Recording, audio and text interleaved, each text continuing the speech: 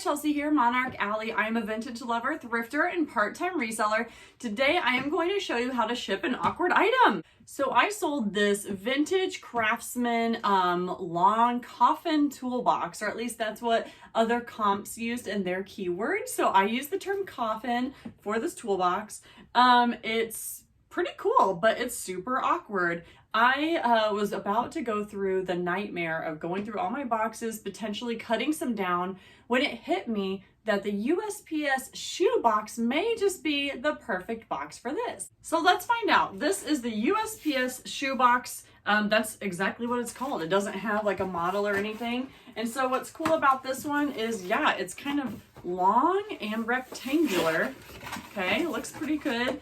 I think that this will fit, so bear with me here. Oh my gosh, you guys, look.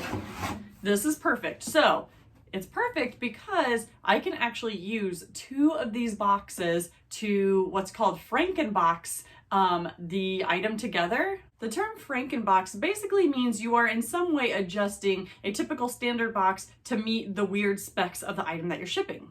So in my case, I am able to use this priority mail mailing box as a Frankenbox because it is not a flat rate. Flat rate boxes you are not allowed to modify in any way to fit your item in.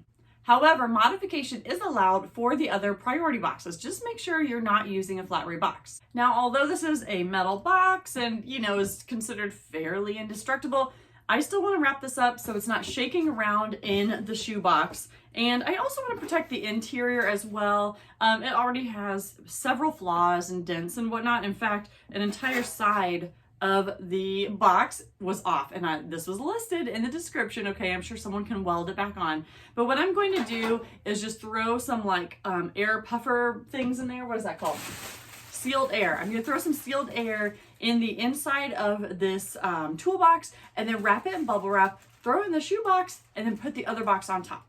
I actually feel totally silly like wrapping a metal box in bubble wrap, but I really don't want it to like move around inside the packaging. So yeah, apparently that's what I'm doing here today. All right, I went ahead and taped up the first box and put a little bubble wrap padding in there.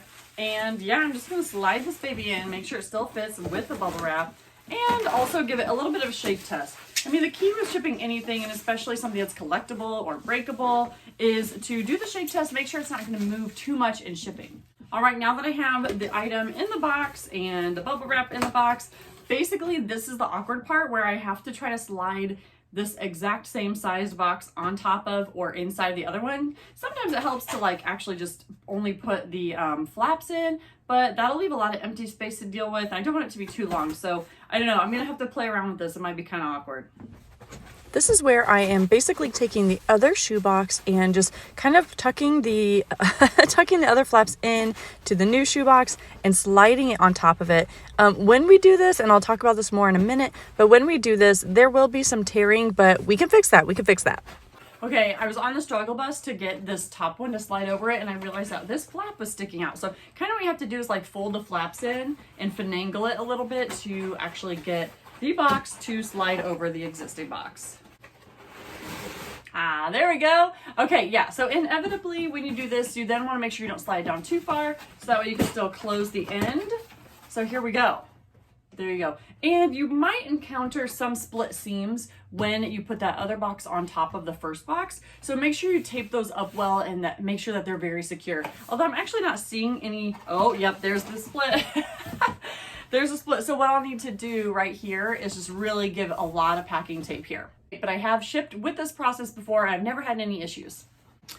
Okay, so this is the finished product, and yeah, I think it looks basically just okay. But one thing I wanted to highlight, I'm gonna get closer. One thing I want to highlight is that you need to make sure you get these seams here where the other box is meeting the first box, so that way you don't have like water leakage. So make sure you get the seams of the outside box, and then of course any kind of crack that happened there.